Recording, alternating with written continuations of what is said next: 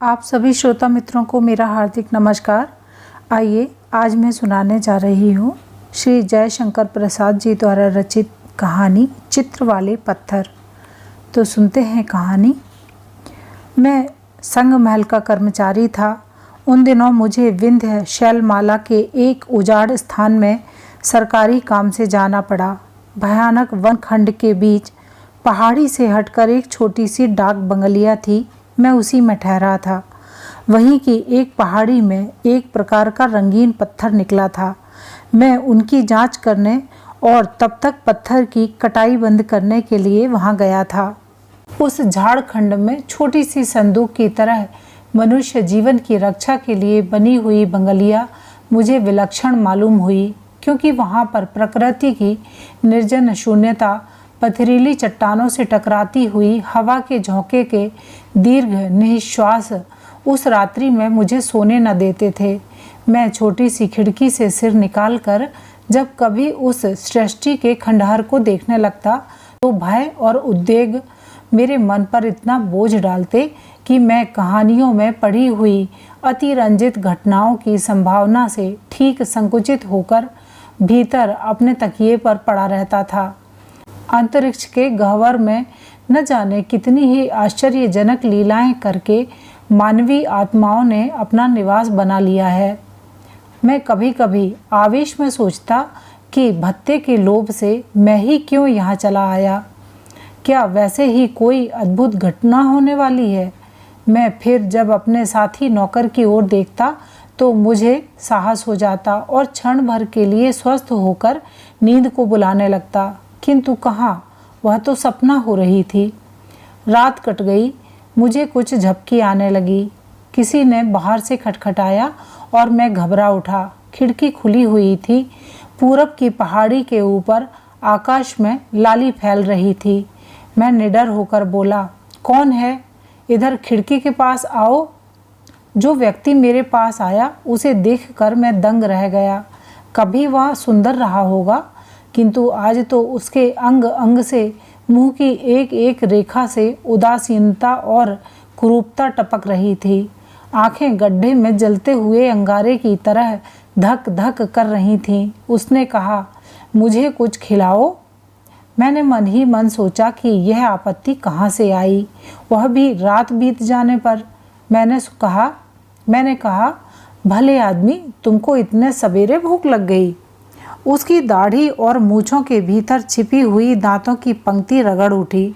वह हंसी थी या थी किसी कोने की मर्मांतक पीड़ा की अभिव्यक्ति, कह नहीं सकता। वह कहने लगा, व्यवहार कुशल मनुष्य संसार के भाग्य से उसकी रक्षा के लिए बहुत थोड़े से उत्पन्न होते हैं। वे भूख पर संदेह करते हैं। एक पैसा देने के साथ नौकर से कह देते हैं, देखो इसे चना दिला देना। वह समझते हैं एक पैसे की मलाई से पेट न भरेगा। तुम ऐसे ही व्यवहार कुशल मनुष्य हो, जानते हो कि भूखे को कब भूख लगनी चाहिए। जब तुम्हारी मनुष्यता स्वांग बनाती है तो अपने पशु पर देवता की खाल चढ़ा देती है और स्वयं दूर खड़ी हो जाती है। मैंने सोचा कि यह दार्शनिक भिखमंगा है और कहा, अच्छा बाहर बैठो। बहुत शीघ्रता करने पर भी नौकर के उठने और उसके लिए भोजन बनाने में घंटों लग गए। आज मैं नहा धोकर पूजा पाठ से निवृत्त होकर लौटा तो वह मनुष्य एकांत मन से अपने खाने पर जुटा हुआ था। अब मैं उसकी प्रतीक्षा करने लगा। वह भोजन समाप्त करके जब मेरे पास आया तो मैंने पूछा, तुम यहाँ क्या कर रहे थे? उसने स्थिर दृष्टि से एक बार मेरी ओर देखकर कहा, बस इतना ही पूछिएगा या और भी कुछ? मुझे हंसी आ गई। मैंने कहा, मुझे अभी 2 घंटे का अवसर है, तुम जो कुछ कहना चाहो कहो। वह कहने लगा, मेरे जीवन में उस दिन अनुभूतिमयी सरसता का संचार हुआ। मेरी छाती में कुसुमाकर की वनस्थली अंकुरित पल्लवित कुसुमित होकर सौरभ का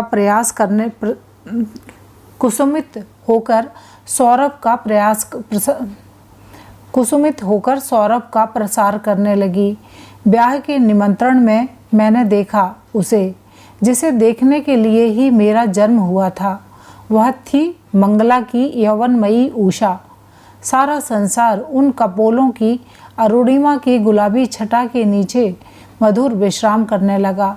वह मादकता विलक्षण थी। मंगला के अंग कुसुम से मकरंद छलका पड़ता था। मेरी धवल आंखें उसे देखकर ही गुलाबी होने लगीं। ब्याह की भीड़ भाड़ में इस ओर ध्यान देने की किसको आवश्यकता थी, किंतु हम दोनों को भी दूसरी ओर देखने का अवकाश नहीं था। सामना हुआ और एक घूंट आंखें चढ़ जाती थीं। अधर मुस्कुराकर खिल जाते और हृदय पिंड पारद के समान वसंतकालीन चल दल किसलय की तरह कांप उठता। देखते ही देखते उत्सव समाप्त हो गया। सब लोग अपने अपने घर चलने की तैयारी करने लगे, परंतु मेरा पैर तो उठता ही न था। मैं अपनी गठरी जितनी ही बांधता वह खुल जाती। मालूम होता था कुछ छूट गया है। मंगला ने कहा, मुरली तुम भी जाते हो? जाऊंगा ही, तो भी तुम जैसा कहो। अच्छा, तो फिर कितने दिनों में आओगे? यह तो भाग्य जाने। अच्छी बात है, वह जाड़े की रात के समान ठंडे स्वर में बोली। मेरे मन को ठेस लगी। मैंने सोचा कि फिर यहाँ क्यों ठहरूं, चल देने का निश्चय किया। फिर भी रात तो बितानी ही पड़ी। जाते हुए अतिथि को थोड़ा और ठहरने के लिए कहने में कोई भी चतुर गृहस्थ नहीं चूकता। मंगला की माँ ने कहा, और आज रात भर ठहर गया, पर जाग कर रात बीती। मंगला की माँ ने कहा, और मैं रात भर ठहर गया, पर जाग कर रात बीती। मंगला ने चलने के समय कहा, अच्छा तो। इसके बाद नमस्कार के लिए दोनों सुंदर हाथ जुड़ गए। चिढ़कर मन ही मन मैंने कहा, यही अच्छा है तो बुरा ही क्या है। मैं चल पड़ा। कहाँ? घर नहीं, कहीं और। मेरी कोई खोज लेने वाला न था। मैं चला जा रहा था। कहाँ जाने के लिए यह न बताऊंगा। वहाँ पहुँचने पर संध्या हो गई। चारों ओर वनस्थली साएं साएं करने लगी। थका भी था। रात को पाला पड़ने की संभावना थी। किस छाया में बैठता, सोच विचार कर मैं सूखी झलासियों में झोपड़ी बनाने लगा। लतरों को काटकर उन पर छाजन हुई। रात का बहुत सा अंश बीत चुका था। परिश्रम की तुलना में विश्राम कहाँ मिला। प्रभात होने पर आगे बढ़ने की इच्छा न हुई। झोपड़ी की अधूरी रचना ने मुझे रोक लिया। जंगल तो था ही, लकड़ियों की कमी न थी। पास ही नाले की मिट्टी भी चिकनी थी। आगे बढ़कर नदी तट से मुझे नाला ही अच्छा लगा। दूसरे दिन झोपड़ी उजाड़कर अच्छी सी कोठरी बनाने की धुन लगी। अहेर से पेट भरता और घर बनाता। कुछ ही दिनों में वह बन गया। जब घर बन चुका तो मेरा मन उचटने लगा। घर की ममता और उसके प्रति छिपा हुआ अविश्वास दोनों का युद्ध मन में हुआ। मैं जाने की बात सोचता, फिर ममता कहती कि विश्राम करो। अपना परिश्रम था, छोड़ न सका। इसका और भी कारण था। समीप ही सफ़ेद चट्टानों पर जलधारा के लहरीले प्रवाह में कितना संगीत था। मैं उसे देखकर संतोष का जीवन बिताने लगा। वह मेरे जीवन के सब रहस्यों की प्रतिमा थी। कभी उसे मैं आंसू की धारा समझता, जिसे निराश प्रेमी अपने आराध्य की कठोर छाती पर व्यर्थ ढुलकाता हो। कभी उसे अपने जीवन की तरह निर्मम संसार की कठोरता पर छटपटाते हुए देखता।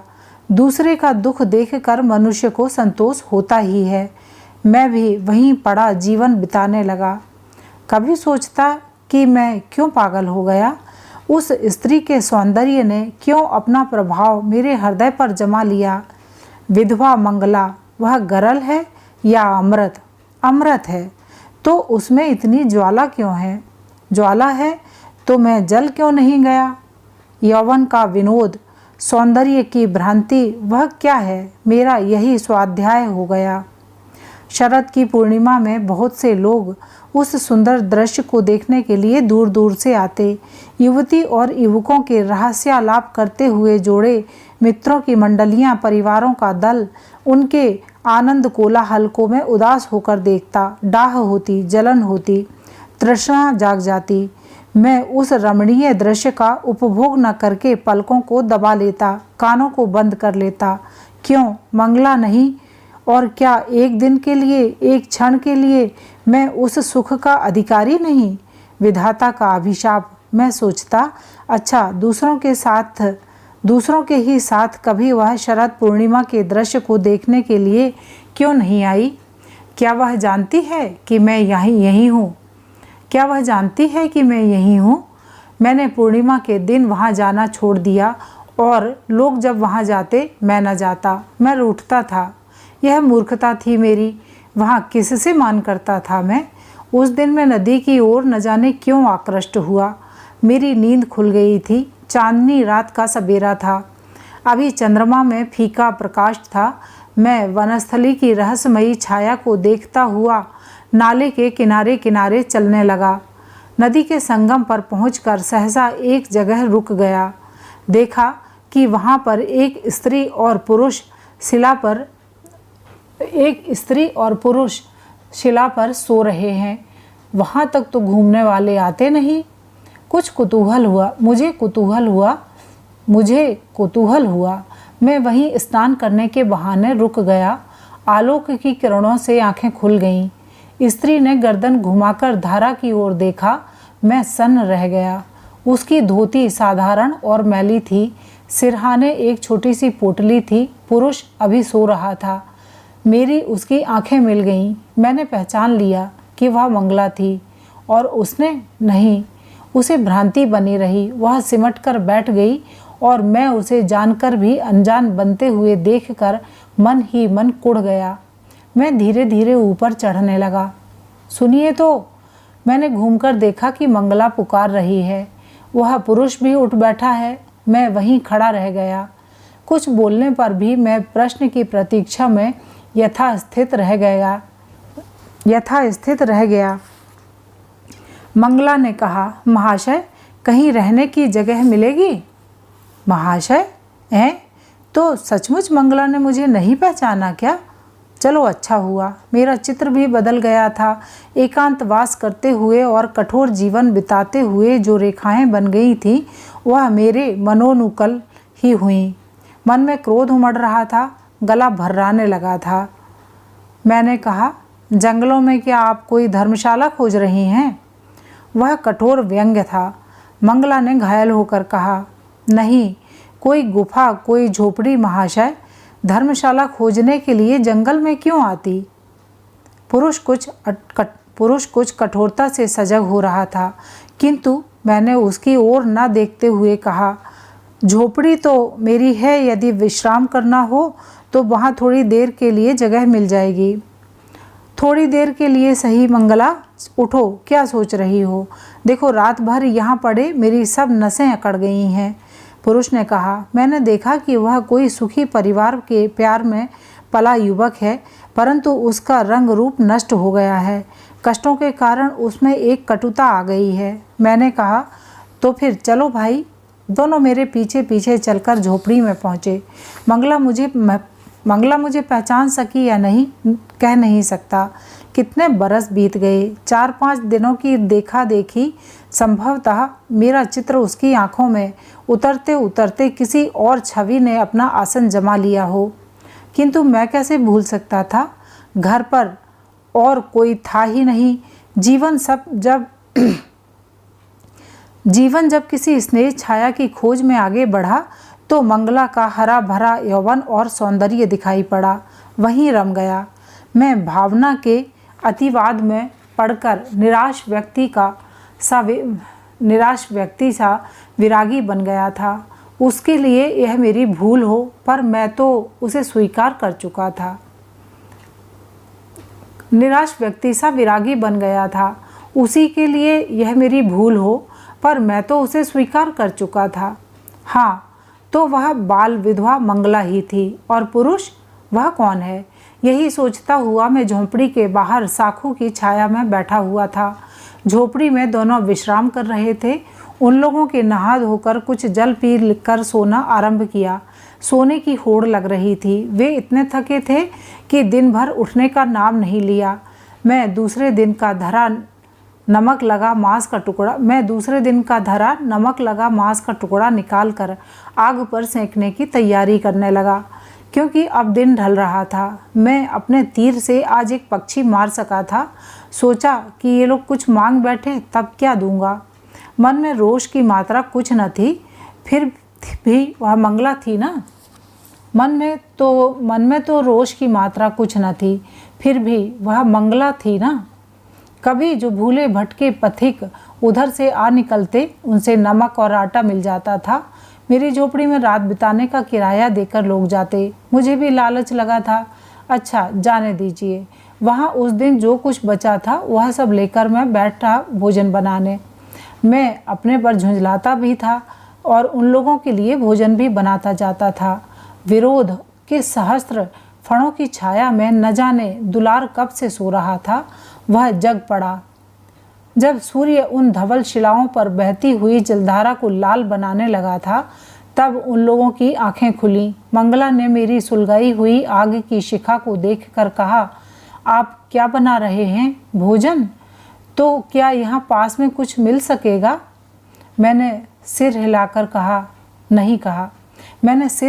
नहीं कहा। न जाने क्यों पुरुष अभी अंगड़ाई ले रहा था। उसने कहा, तब क्या होगा मंगला? मंगला हताश होकर बोली, क्या करूं? मैंने कहा, इसी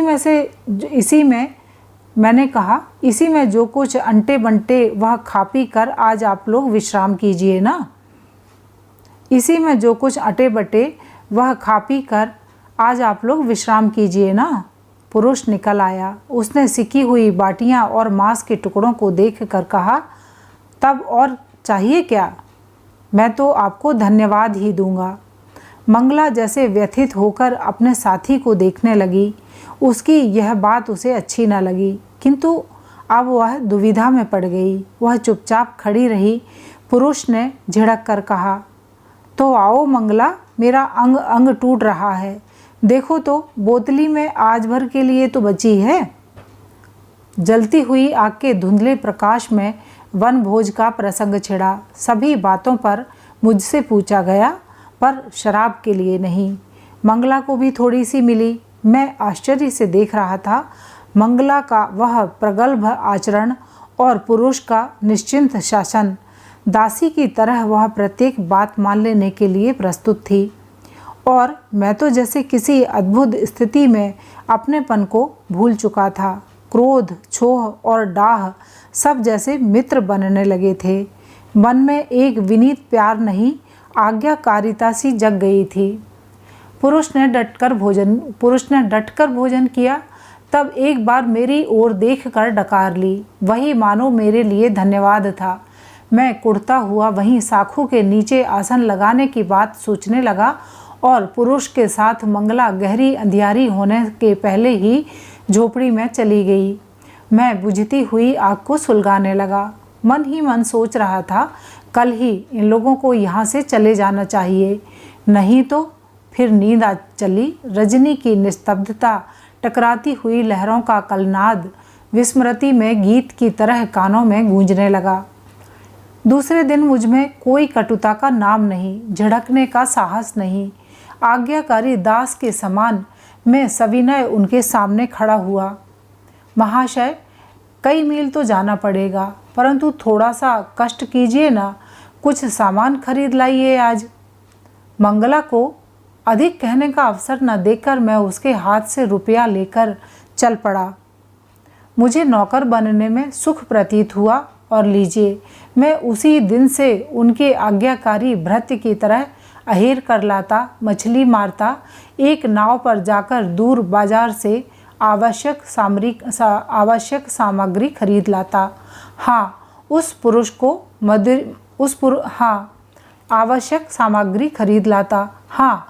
पुरुष को मदिरा नित्य चाहिए। मैं उसका भी प्रबंध करता, और यह सब प्रसन्नता के साथ। मनुष्य को जीवन में कुछ न कुछ काम करना चाहिए, वह मुझे मिल गया था। मैंने देखते देखते एक छोटा सा छप्पर अलग डाल लिया। मैंने देखते देखते एक छोटा सा छप्पर अलग डाल दिया। प्याज, मेवा, जंगली शहद और फल फूल सब जुटाता रहा। यह मेरा परिवर्तन निर्लिप्त भाव से मेरी आत्मा ने ग्रहण कर लिया। मंगला की उपासना थी। कई महीने बीत गए, किंतु छविनाथ, यही उस पुरुष का नाम था, को भोजन करके मदिरा पिए पड़े रहने के अतिरिक्त कोई काम नहीं। मंगला की गांठ खाली हो चली। जो 10-20 रुपए थे वे सब खर्च हो गए, परंतु छविनाथ की आनंद निद्रा टूटी नहीं। वह निरंकुश स्वच्छ पान भोजन में संतुष्ट व्यक्ति था। मंगला इधर कई दिनों से घबराई हुई दिखती थी, परंतु मैं चुपचाप अपनी उपासना में निरत था। एक सुंदर चांदनी रात थी। सर्दी पड़ने लगी थी। वनस्थली सन्न सन्न कर रही थी। मैं अपने छप्पर के नीचे दूर आने वाली नदी का कलनाद सुन रहा था। मंगला सामने आकर खड़ी हो गई। मैं चौंक उठा।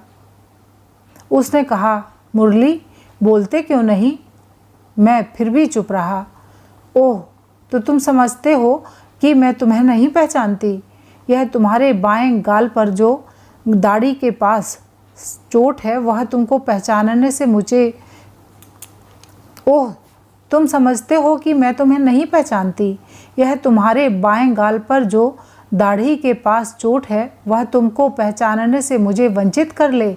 ऐसा नहीं हो सकता। वह तुम मुरली हो ना? बोलो।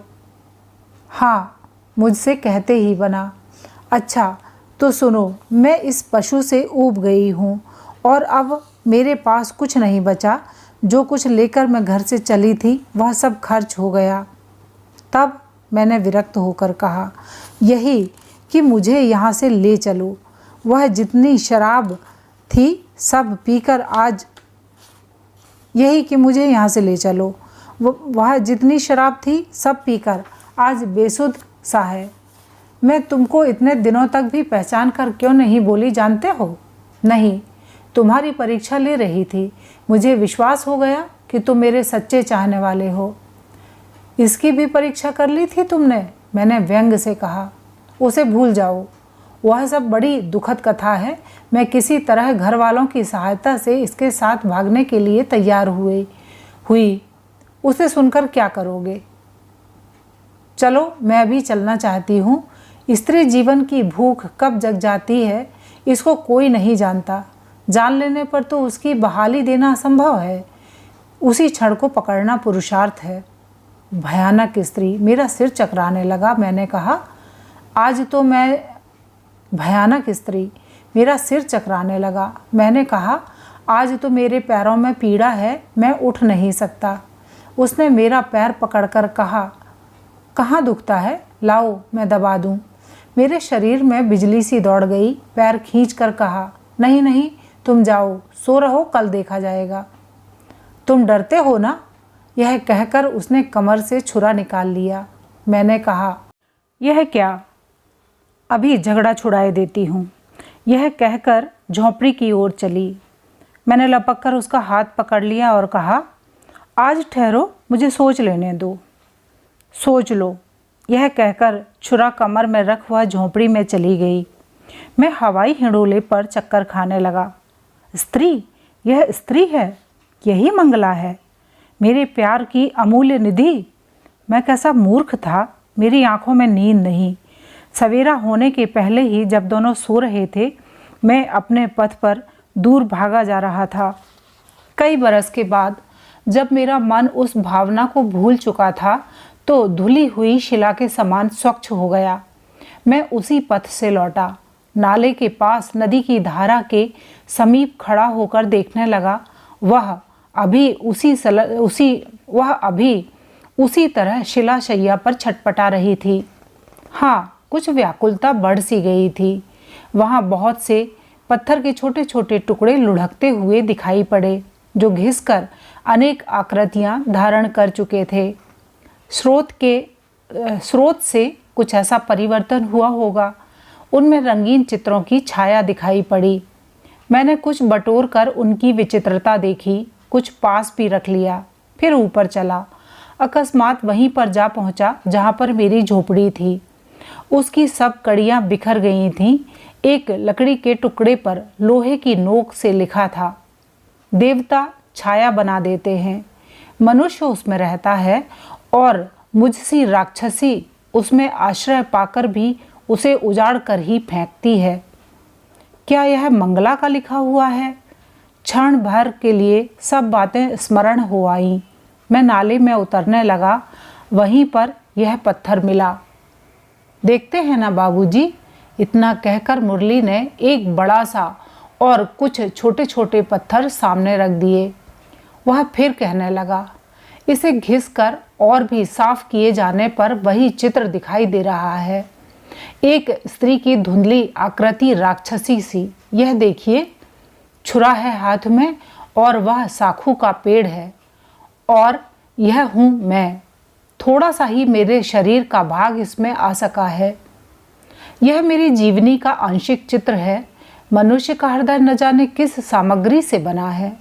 वह जन्म जन्मांतर की बात स्मरण कर सकता है और एक क्षण में सब भूल सकता है, किंतु जड़ पत्थर, उस पर तो जो रेखा बन गई सो बन गई। वह कोई क्षण होगा जिसमें अंतरिक्ष निवासी कोई नक्षत्र अपनी अंतर्भेदनी दृष्टि से देखता होगा और अपने अदृश्य करों से शून्य में से रंग आहरण करके चित्र बना देता है। इसे जितना घिसिए रेखाएं साफ होकर निकलेंगी। मैं भूल गया था, इसने मुझे स्मरण करा दिया। अब मैं इसे आपको देकर यह बात एक बारगी भूल जाना चाहता हूँ। छोटे पत्थरों से तो आप बटन इत्यादि बनाइए, पर यह बड़ा पत्थर आपकी चांदी की पान वाली डिबिया पर ठीक बैठ जाएगा। यह मेरी भेंट है, इसे आप लेकर मेरे मन का बोझ हल्का कर दीजिए। मैं कहानी सुनने में तल्लीन हो रहा था और वह मुरली धीरे से मेरी आंखों के सामने से खिसक गया। मेरे सामने उसके दिए हुए चित्र वाले पत्थर बिखरे पड़े रह गए। उस दिन जितने लोग आए, मैंने उन्हें उन पत्थरों को दिखलाया और पूछा कि यह कहाँ मिलते हैं। किसी ने कुछ ठीक ठीक नहीं बताया। मैं कुछ काम न कर सका, मन उचट गया था। तीसरे पहर कुछ दूर घूमकर जब लौट आया तो देखा कि एक स्त्री मेरी बंगलिया के पास खड़ी है। उसका अस्त व्यस्त भाव, उन्मत्त सी तीव्र आंखें देखकर मुझे डर लगा। मैंने कहा, क्या है? उसने कुछ मांगने के लिए हाथ फैला दिया। मैंने कहा, भूखी हो क्या? भीतर आओ। वह भयाकुल और सशंक दृष्टि से मुझे देखती लौट पड़ी। मैंने कहा, लेती जाओ, किंतु वह कब सुनने वाली थी। चित्र वाला बड़ा पत्थर सामने दिखाई पड़ा। मुझे तुरंत ही स्त्री की आकृति का ध्यान हुआ, किंतु जब तक उसे खोजने के लिए नौकर जाए, वह पहाड़ियों की संध्या की उदास छाया में छिप गई थी। अभी आप सुन रहे थे श्री जयशंकर प्रसाद जी द्वारा लिखी हुई कहानी चित्र वाले पत्थर। कहानी आपने पूरी सुनी, इसके लिए आपका बहुत बहुत धन्यवाद। नमस्कार। मिलते हैं अगले वीडियो में।